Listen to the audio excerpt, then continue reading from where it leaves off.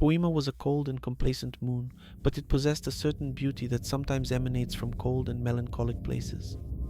Melkan remained alone on one of the upper levels of this operation, in front of a manual registration desk that shouldn't have existed there. The synthetic sheet in front of him already contained several lines of writing. He wasn't reporting discoveries, he was reporting states. The arrival on the moon Poema, the presence of the League's commissioner, the diverted energy from Verdum, the system that operated without an operator. Melkan began to edit the file. The magnetite cylinder began to vibrate, converting his voice into dark lines on the synthetic sheet. The moon remains operational. The energy flow from Verdun shows no spontaneous variation. Continuity protocol active. The writing appeared precise, neutral, impartial. He stopped. The cylinder ceased its movement. Melkan observed the uninformative lines. Something was missing. Melkan kept the transcriber running for a few more moments, but he was no longer dictating new events. Although he had formally abandoned the path of the archive when he left Verdun, certain practices remained. Memory required continuous exercise. It was the first principle learned back in the initiation phase. Remembering was not a passive act, it was a discipline. During long periods of isolation, he would revisit entire historical passages just to keep his mental structure active. They were complete, recited in silence, as others might recite prayers. There, in front of the still open synthetic blade, he did the same.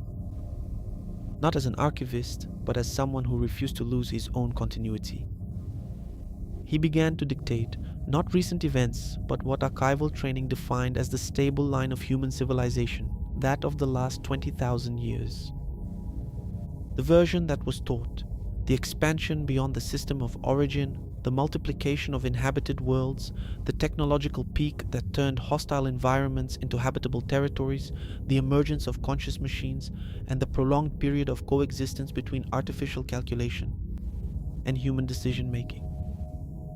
The gradual formulation of the thesis of dehumanization. The first cultural movements that advocated a return to the exclusive ancestry of the human being. The reform. The banishment of autonomous intelligences. The founding of the League as an interstellar coordination organism based on biological autonomy. The creation of archivism as a response to the need to preserve memory without systemic mediation. The transition to manual record keeping, the sanctification of human error as a legitimate element of the historical process. Writing appeared on the blade with the same neutral precision as before. It was a narrative without apparent conflicts, without gaps, without zones of silence. A continuous line of conscious decisions, leading humanity to what the treatise called civilizational maturity.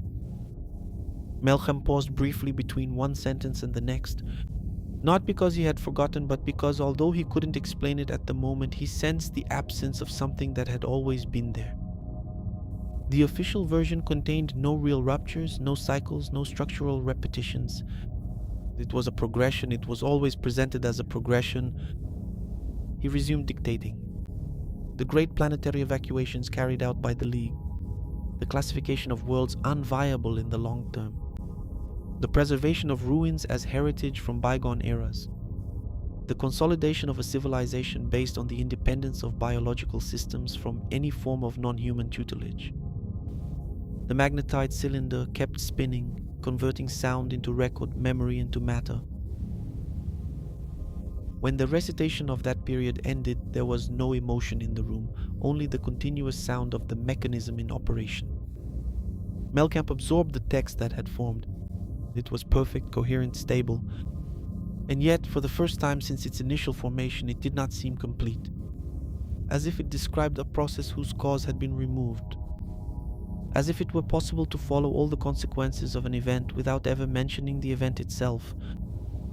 He did not correct the record, did not add any manual notes, but remained looking at the lines as if trying to remember a passage, one that should be between two others and is not. Behind him, through the translucent panel, Verdun remained visible, distant, stable only in appearance. Merina was crossing the lower corridors of the station at the same moment, following the same route for the third time. She was not looking for anything specific, she was confirming patterns. Constant temperature, continuous energy flow. Doors that responded before being touched. The moon was not abandoned, it was being maintained. Commissioner Artheon remained in the command room, reviewing League records that now seemed incomplete. Deactivation protocols without final confirmation, reports of human autonomy without corresponding energy bases. She did not find lies, she found absences. And absences for someone trained in the League's structure were more disturbing than forgeries. None of them had yet mentioned the underground complex, but they were all thinking about it as if the station itself were waiting for the decision to be made. None of them announced the decision. Even so, when they reached the central axis of the station, the doors, which had remained sealed since their arrival, began to part with a silent movement, as if responding to a protocol that did not depend on a command. The lighting there was different, older, less white. An amber hue that recalled the first archival complexes built before the League's standardization. The elevator was not dark, it was waiting. Melkan was the first to enter, not out of initiative, but because the space in front of him no longer seemed like a corridor. It felt like continuity. Merino followed him with the same kind of attention he devoted to rare ecosystems. Not to what was visible, but to what kept functioning without the presence of operators. Artyom entered last. The door closed without a sound. The descent began with a smoothness that erased any sense of speed. The sensation was not of vertical movement, but of distancing, as if the upper station were being left behind on another time scale. On the internal panel there were no level numbers, only a continuous line of light that slowly moved downward. Melkan rested his hand on the metallic surface beside him. It was smooth without any wear. He had spent more than 2 centuries alternating between periods of wakefulness and cryogenics, but his body remained the same age, when he had been admitted to the final stage of archival training. Biologically, he was 32 years old. For a long time he believed that this set him apart from the common experience of time. Now he realized the opposite. The accumulated memory did not follow the age of the body, it carried centuries of weight. A few steps back he watched his own distorted reflection in the elevator wall. Her premature awakening placed her in an even more chronologically displaced position. She was older than Melkan biologically, but had only 30 years of life as she knew it, the observatory, her father. The corridors of Verdum, still active, belonged to a time that for the galaxy was already over. She didn't feel as if she had crossed 3 centuries and still wondered why she hadn't slept for 4 more. She felt as if she had been taken from one specific day and placed in another, one she didn't know. Artheon remained motionless with the posture of someone trained to represent institutional stability in any environment. His aging had been continuous without long periods of suspension. Time in her was linear, visible. She was the only one there whose age matched her own experience. She was 49 years old. The only one who belonged without interruption to the official narrative of civilization. The line of light on the inner panel dimmed. The sense of depth increased. Malcolm noticed that throughout the entire descent no mechanical sound was produced. There was no vibration, no friction, as if movement was not the result of a conventional physical system. As if the station itself were reorganizing their position in relation to the core. When the doors opened, the air was different but dense. Not because of the presence of particles, but due to the absence of circulation. It was an environment that did not need to renew the atmosphere. The corridor ahead was wider than any functional structure required. The walls were not made of the League's standardized materials. They were made of an older alloy slightly darkened by time but showing no signs of deterioration. Indirect lighting with no visible sources. Active. As they moved forward, the environment's systems responded not to individual proximity, but to the presence of all 3. Entire segments of the corridor lit up only when they were aligned. Doors remained inert whenever one of them lagged behind, and would open the instant they resumed walking together. None of them commented. But the realization was inevitable. That space was not reacting to people. It was reacting to a configuration. At the end of the first axis, the corridor opened into a chamber whose scale was disproportionate to its apparent function. The center was occupied by a volumetric projection that rose from the floor almost to the ceiling. Verdum not as an image but as a dynamic model. Atmosphere in motion simulated ocean currents. Tectonic plates shifting slowly. Around the main projection, other versions of the planet would appear and disappear at regular intervals, with different atmospheric compositions, with varying levels of biological activity, with cities that existed in one and not in another, with collapses that, in one model, were inevitable, and in another never occurred. Merina stepped a few paces closer. It wasn't monitoring, it wasn't an archive, it was prediction. Artheon instinctively looked for a leak control panel. There wasn't one. Melkan remained motionless. The light from the simulations crossed his face with the same hue as the synthetic blades of the archive. Throughout all archival training, one learns to recognize historical records, reconstructions, and projections. This did not belong to any of the three categories. It was not the past, it was not the present. It was not the future, it was calculation. For the first time since they had left Verdun, he had the feeling that archivism itself was just a superficial layer of something much older, and that this place had not been built to preserve memory, but to produce continuity.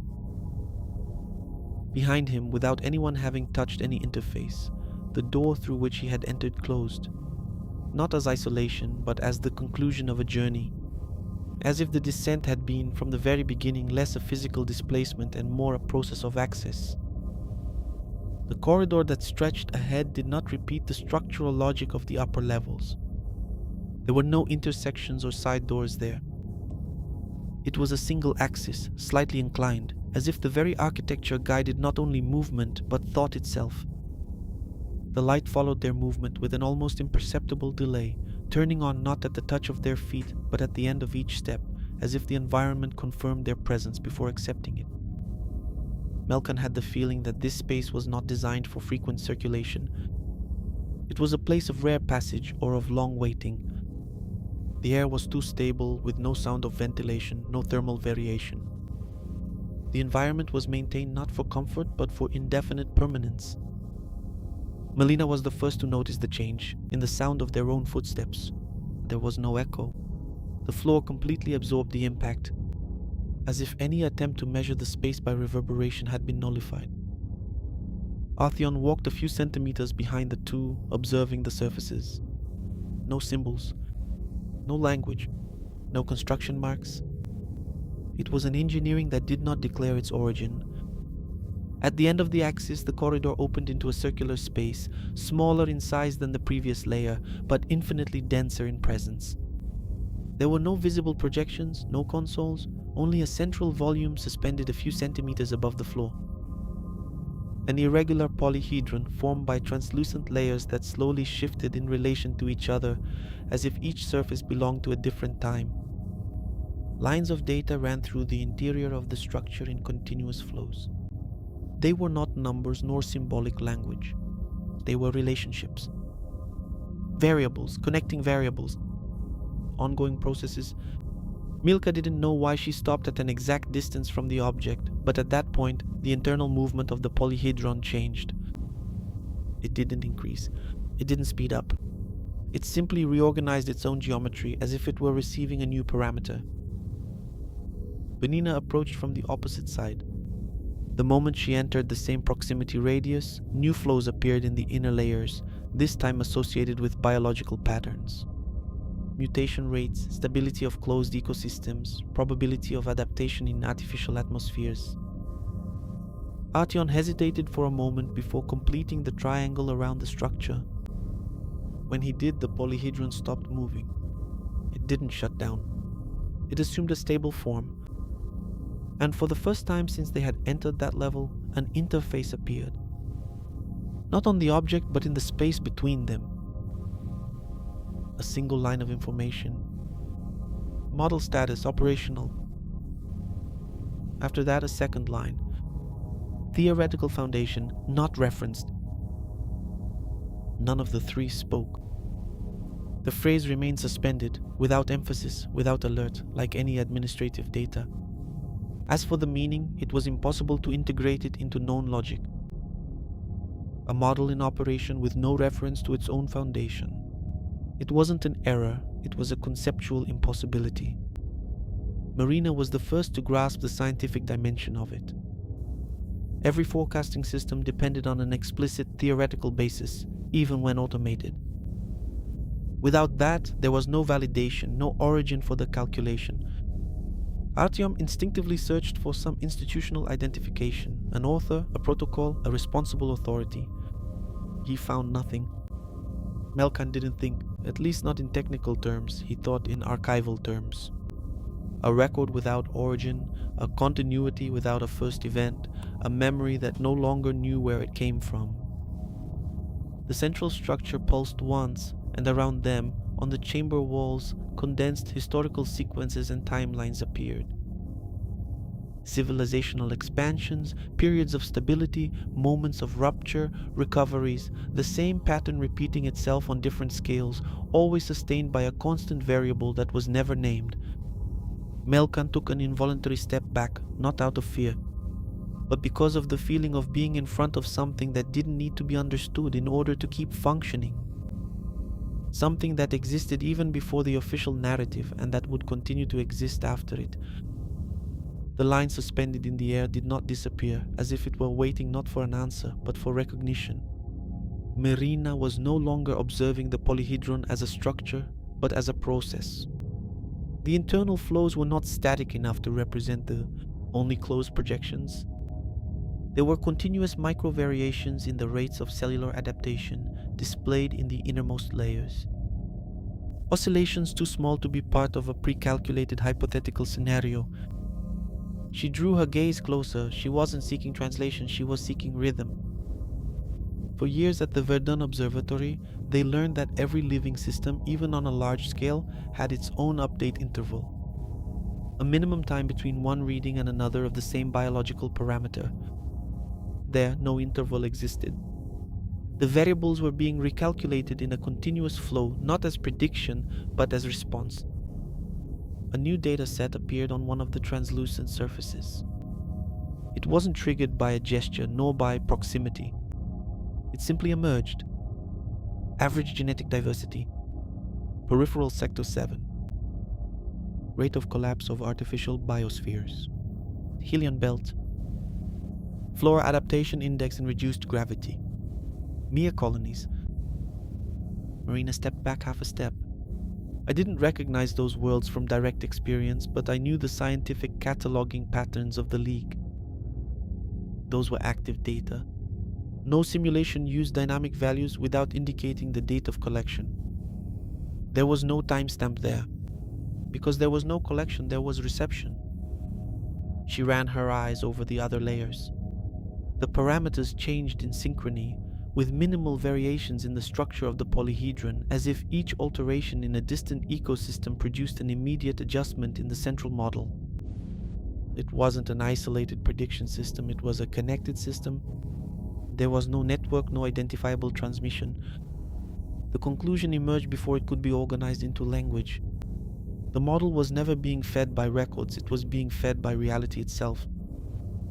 This is receiving biological data in real time.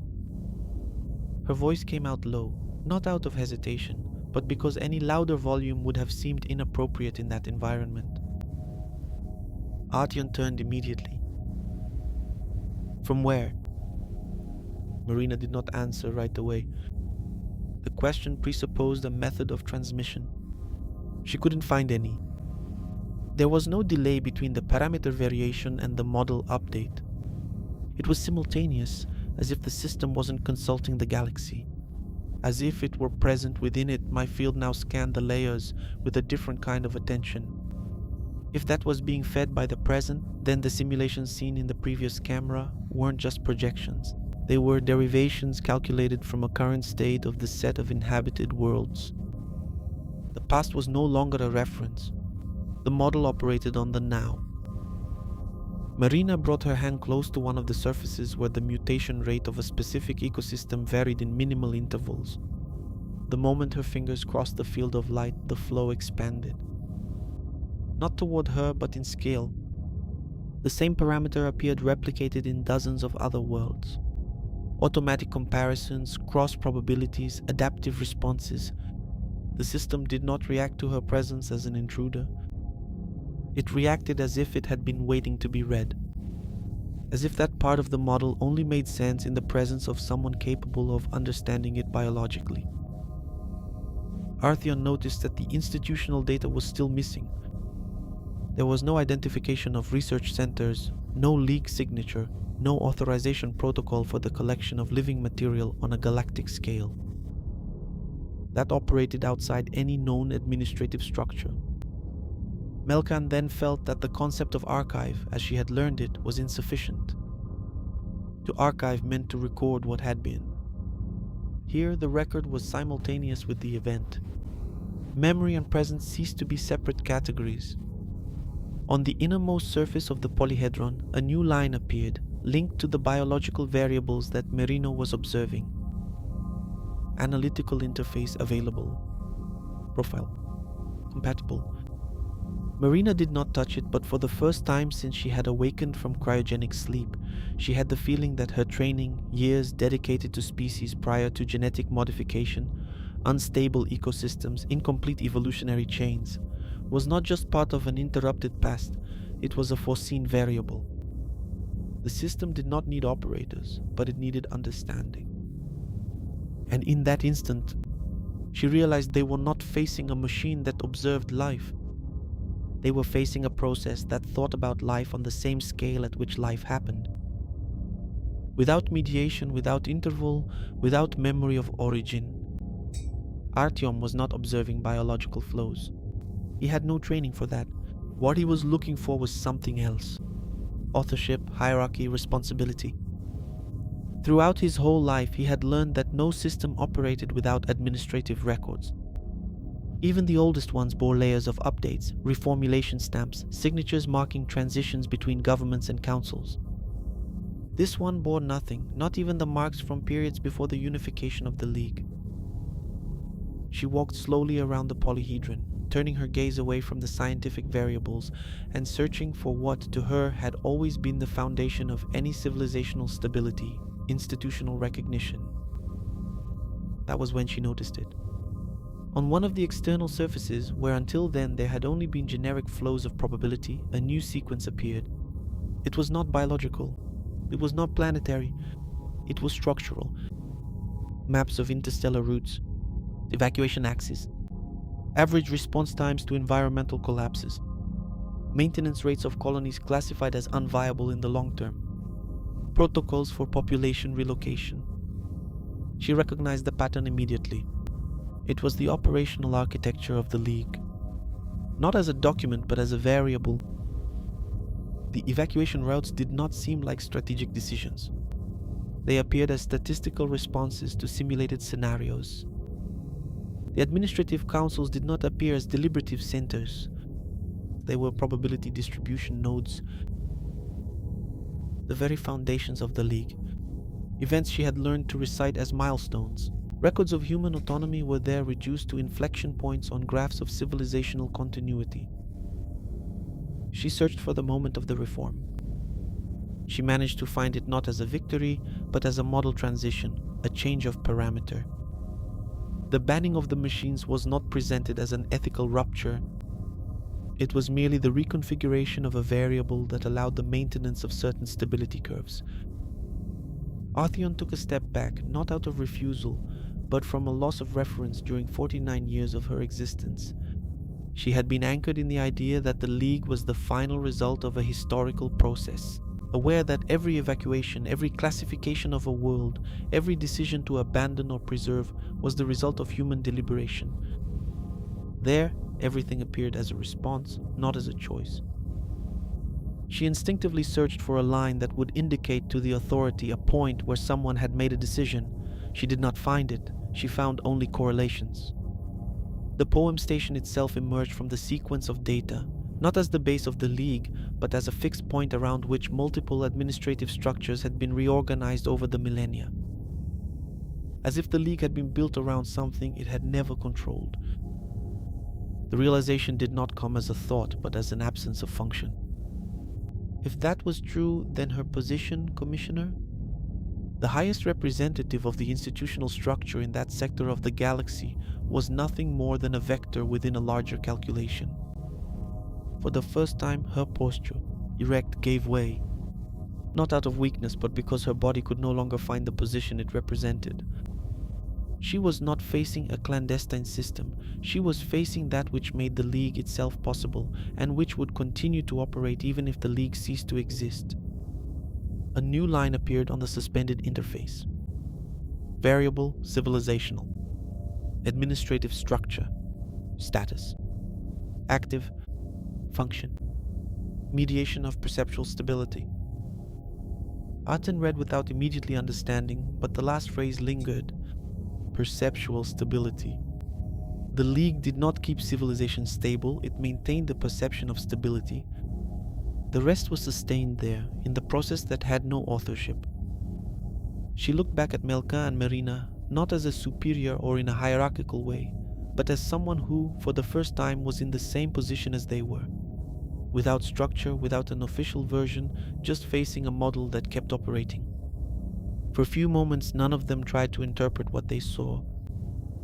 The layers of data kept moving, but they were no longer being observed, like independent flows. There was a correspondence.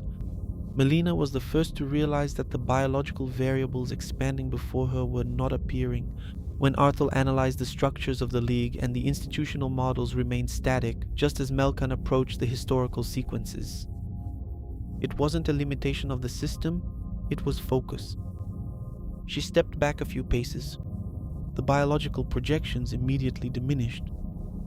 At the same moment, the administrative maps began to develop again around Artheon. Melkan, almost without realizing it, walked toward the point where the civilizational timelines overlapped. The effect was immediate. The three layers, life, structure, and memory, became visible at the same time, not mixed but coordinated, as if until then the model had been operating in partial reading mode and now it began to work in a complete state. No new information appeared, but the relationship between all the previous ones became clear. The historical cycles ceased to be merely sequences of events. They began to respond to biological variations, which in turn altered the need for institutional reorganization. All connected by a constant variable, which remained unnamed. Merina looked at Melkan, not as someone seeking confirmation, but as someone who recognizes the absence of chance. Artheon did the same throughout the entire descent, only responding when all three were present. Each reading became broader when they stayed close together. It was not the individual presence that activated the system, but the combination, memory, life, structure. The central polyhedron pulsed once, at a longer interval than before, and the suspended interface reorganized itself into a new configuration. Analytical triad complete. Model status. Expansion of available access. None of them needed to say it. The feeling was the same for all three. They had not found that place. They had been awaited by it. The reorganization of the layers did not immediately produce new images. For a few moments the polyhedron remained in a stable state, as if recalculating its own way of reading in the presence of the three. Then, the projection of Verdum appeared around them again, but not as before. In multiple versions, this time only one appeared. The planet spun in silence, sustained by the same lines of energy that my field had observed in the previous layer.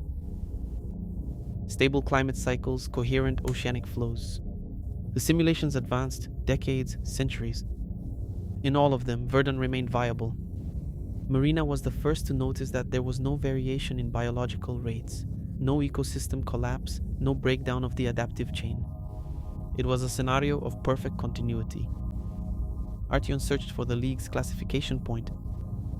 The moment when the planet had been declared unviable, he couldn't find it. The timeline continued without recording any abandonment, as if, for the model, Verdum had never been shut down. It was then that the flaw appeared.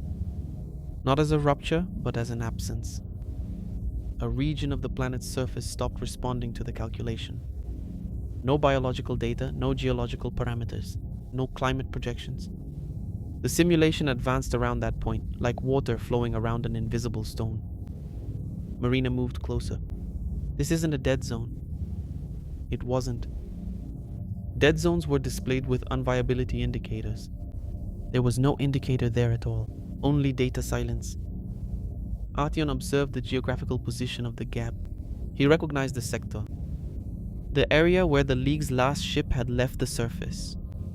The area that, in the official reports, it had no structural relevance. Melkan did not move. The location brought him an immediate memory. It brought method. The way the simulation failed was not random. It was the same response that archival systems gave when a material record was not indexed in the central structure. It was not an absence of information. It was a presence outside the system. A new line appeared on the suspended interface. Non-integrated memory reference. Type record material. Status absent from the model. Merina looked at him again. Artyom did the same. But Melkan was no longer watching the projection. The reasoning did not come as a recollection, it came as practice. Throughout all his training, he had learned that a physical record was only left unindexed for two reasons: destruction, or deliberate concealment outside the memory network. And the canon forbade both. Even so, he had done it. He did not remember the act, but he remembered the decision. To conceal. An archivist did not choose a place at random. He chose a spot that existed before the structure he wanted to avoid. A place that was not catalogued, not administrative, not functional. Older. The tree. The only thing in Verdum that did not belong to the League, the only thing not listed on the structural maps planted by the family itself. Melkan is one step ahead. The gap in the simulation expanded slightly, as if responding to the recognition. It wasn't that he remembered where to hide the file, it was that this was the only place where the archivist would hide it. The projection lines around Verdun began to recalculate. The continuity curves, which previously extended for centuries, started to show instability whenever the model tried to cross the point of absence. Projection continuity indeterminate. Record integration material required. Artheon understood the institutional dimension even before he understood the personal one. The League had declared the planet closed, but the model had not. For the process that sustained civilizational continuity, Verdun was still active and depended on something the official structure was unaware of. Merina observed the biological projections without the integration of that point. Future simulations began to diverge into adaptive chains. Small failures, evolutionary delays, malfunctions in biosystems that had previously been stable. Nothing immediate, but inevitable. Melkan didn't say they needed to go back. It wasn't a decision, it was an archival conclusion. The model couldn't integrate the record remotely. A material archive existed, a presence, and the only way back was the same path they had taken before. The final line appeared before them, unremarkable, with the same neutrality as all the others. Field access authorized. Destination. Verdum's projection remained suspended for a few more moments, as if waiting for the assimilation of what had been revealed. None of them moved immediately. The line authorizing field access remained visible, but it no longer carried the weight of an instruction. It was merely a consequence. Merina was the first to look away from the model. Not because she had understood everything, but because she already knew enough to recognize the nature of what awaited them. For her, the return was not to the planet, but to the point where Verdun's biological continuity ceased to be predictable. A data failure in a system of that scale meant an ecosystem outside any known curve, something that needed to be observed directly. Artheon remained motionless throughout his entire life, learning to associate movement and formal order. Missions were defined, authorizations were issued, objectives were declared. There was none of that here. Even so, for the first time, the absence of institutional guidelines did not produce paralysis, it produced decision. If the League was just a variable within that calculation, then its function was not to protect the structure. It was to understand what made it possible. Malcolm observed the point on the surface where the simulation failed. He did not see the gap. He saw the terrain, the gentle slope, the distance from the old landing area, the exact position in relation to the horizon, the tree. None of the three needed to justify their own choice. A movement toward the exit happened without command, as if the return path was already included in the same process that had brought him there, up to here. When they left the chamber, Verdum's projection did not disappear. It was once again reduced to a point of light, this time smaller but distant like a destination. The access corridor seemed shorter on the way back. Or perhaps their perception of time had changed. Melkan walked a few steps ahead, not hurried, but with a focus that Merina had never seen in him before. It wasn't anxiety, it was alignment. The image of the tree appeared with increasing clarity, not as a childhood memory, but as a reconstruction by method. The only uncatalogued point, the only element that preceded the structure of the League, the only place where the record could exist without being integrated into the system. Thinking about this, something shifted.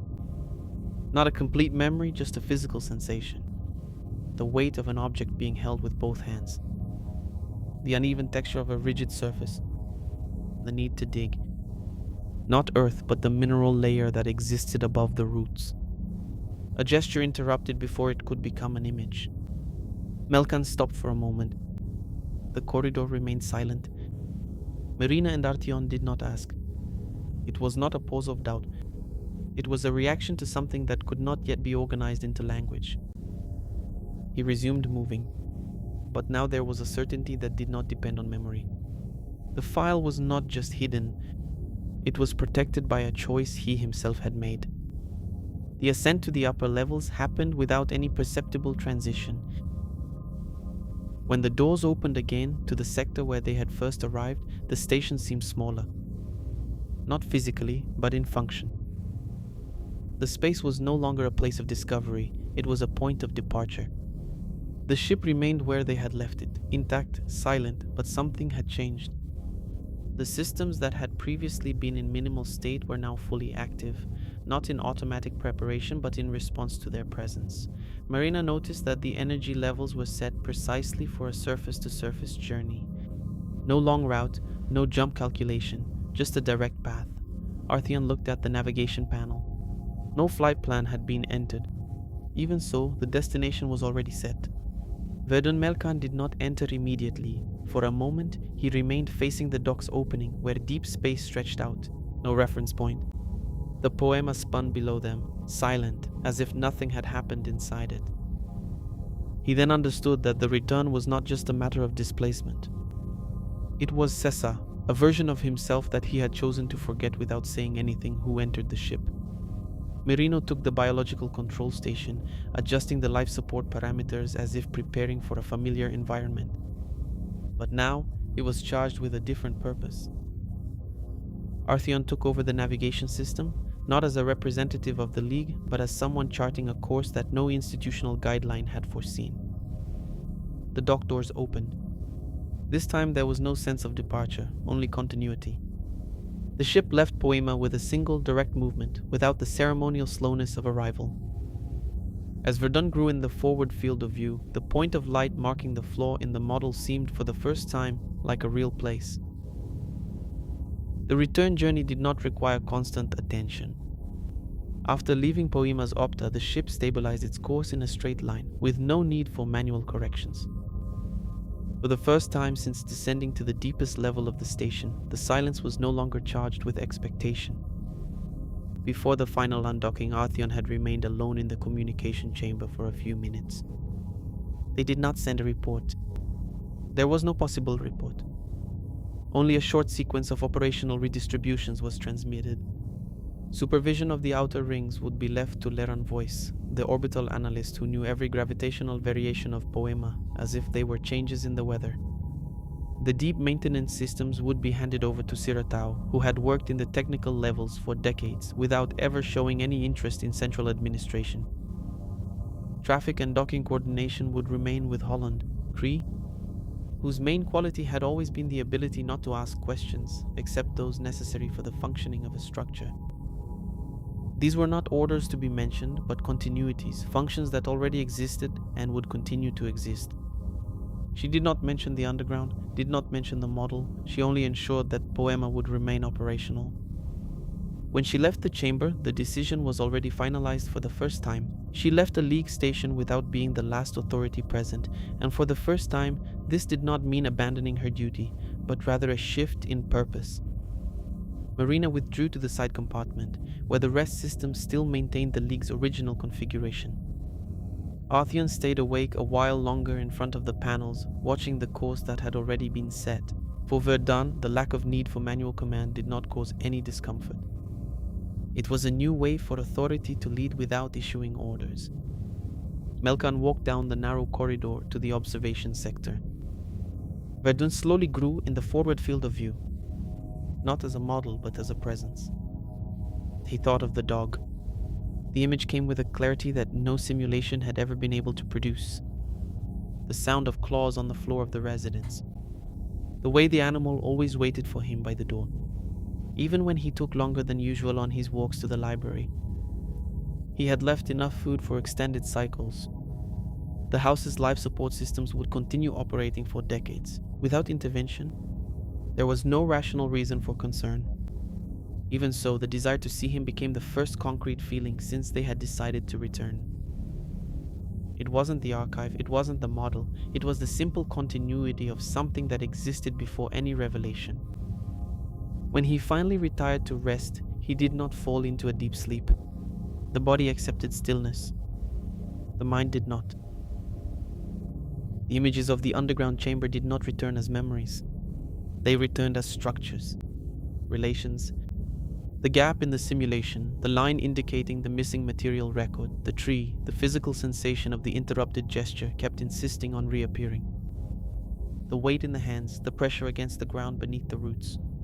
The need to hide without leaving a trace slept only long enough for time to cease being continuous.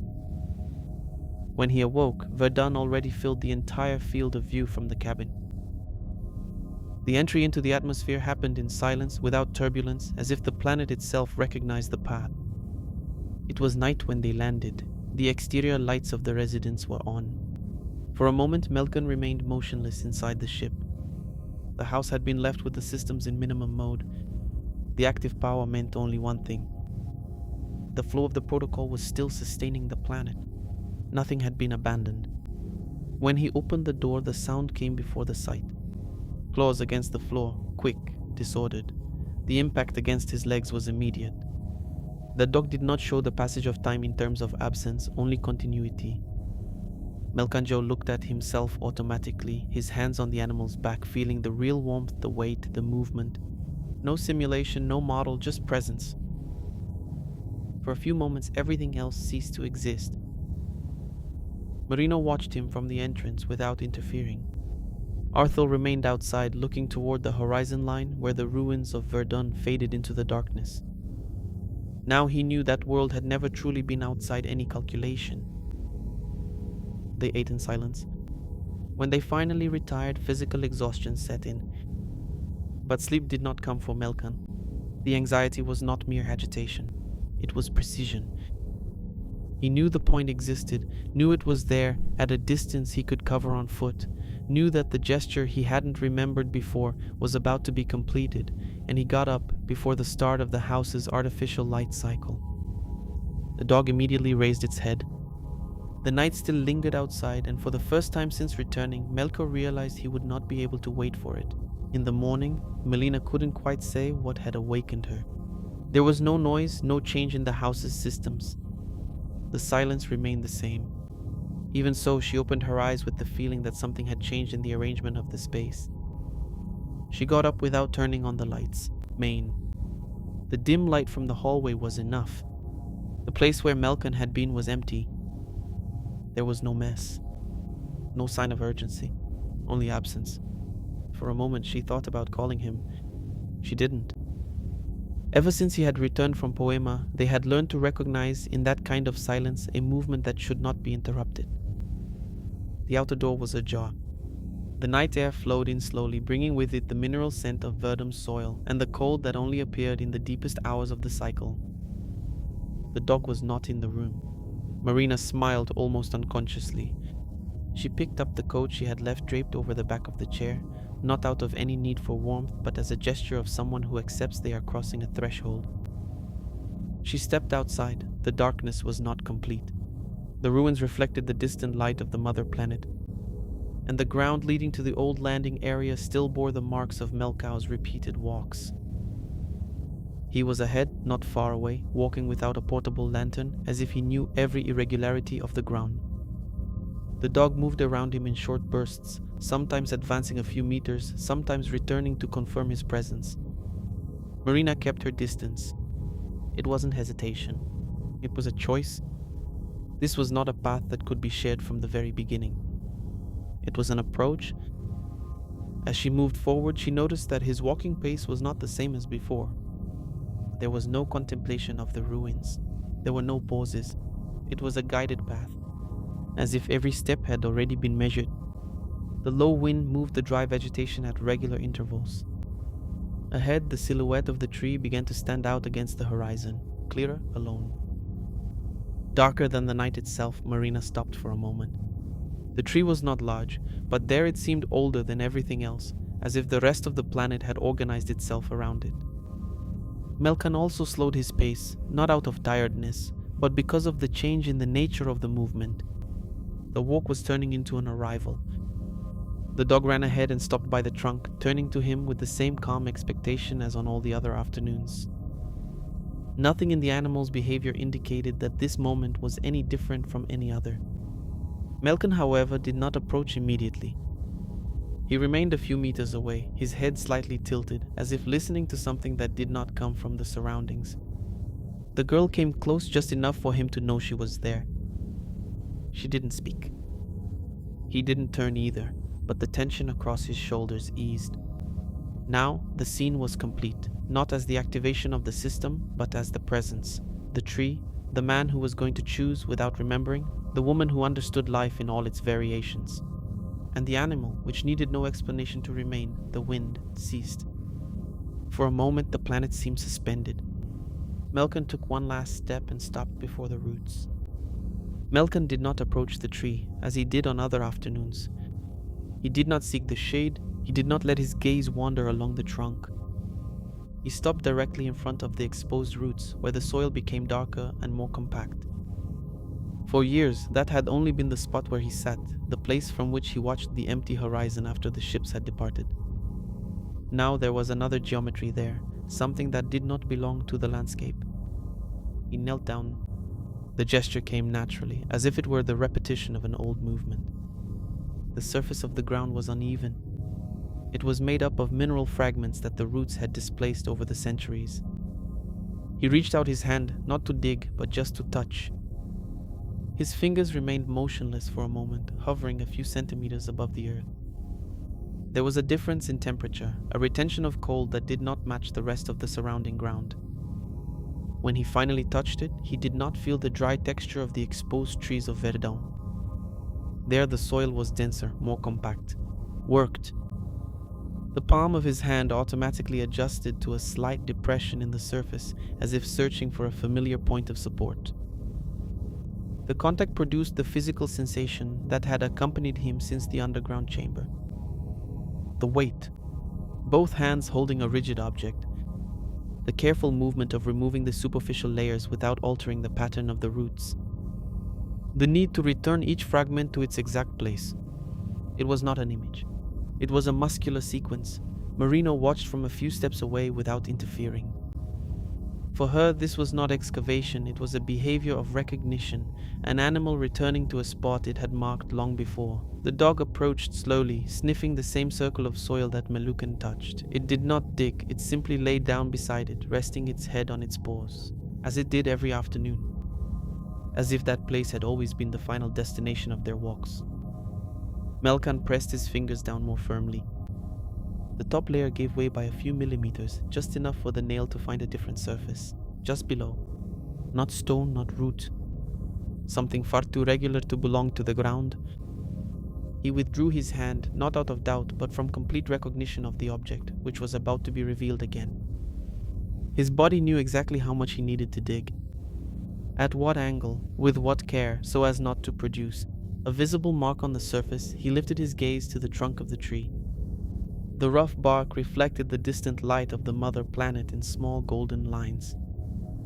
There he had spent countless late afternoons, believing he was observing the past without realizing he was sitting on top of it.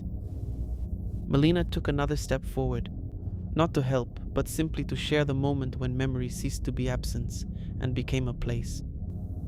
Melkan watched the gaze directed at the ground. This time there was no hesitation.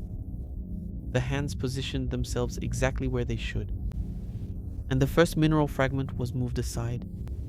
The first fragment came away easily. Melkan set it aside with the same care as someone reorganizing an old record. There was no urgency in his movements. Each layer was removed in the exact order in which it had been placed. The depth was not great. He had known, when hiding it, that a file meant to be retrieved could not require excessive effort. The roots formed a natural protection around the spot, a structure that predated any mapping by the League. The uneven surface gradually appeared. A dark plate made of synthetic material with no external markings did not reflect light, it absorbed it. Melkan paused his movement. His breathing, which until then had remained steady, became shorter. His hands stayed resting on the edges of the object, still partially buried. Merina moved close enough to see. It was not a League data container. It had no known indexing pattern. It predated standardization. A material file in its most literal form. Melkan ran his fingers over the surface. There was a slight variation in texture on one side. A manual activation point, no remote interface, no possible transmission, just presence.